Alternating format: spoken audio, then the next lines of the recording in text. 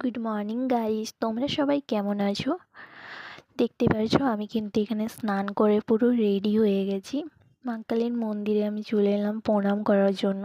এটা হচ্ছে আমার বাড়ির পাশের মন্দির। তোমাদের বাড়িতে বাড়ির পাশে কার কার কী মন্দির আছে কমেন্টে জানিও। দেখতে পাচ্ছ আমি বাগানে চলে এসেছি, বাগান ভর্তি পুরো গাঁদা ফুল লাগানো হয়েছে। এত এত গাঁদা ফুল দেখতেই পারছো, প্রচুর গাঁদা ফুল হয়েছে। এরপর আমি একটা একটা কিন্তু গাঁদা ফুল তুলে নিচ্ছি, তুলে নিয়ে ঝাঁপির মধ্যে রাখছি। দেখতে পাচ্ছ আমার এতগুলো কিন্তু গাঁদা ফুল তুলানো হয়ে গেছে, পুরো ঝাঁপি ভর্তি গাঁদা ফুল তোলা হয়ে গেছে।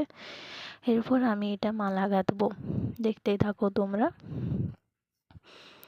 তোমাদের কার কার বাড়িতে এত গাঁদা ফুল হয়েছে জানিও কমেন্টে। দেখতে পাচ্ছ আমার পুরো মালা গাঁথা হয়ে গেছে, কি বড় হয়েছে তাই না মালাটা।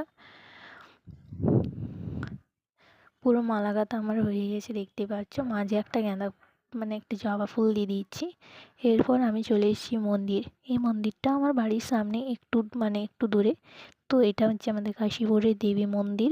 দেবী মাকে আমি ধূপ দেখিয়ে নিলাম, আমার পুজো করা এখানে প্রায় কমপ্লিট হয়ে গেছে।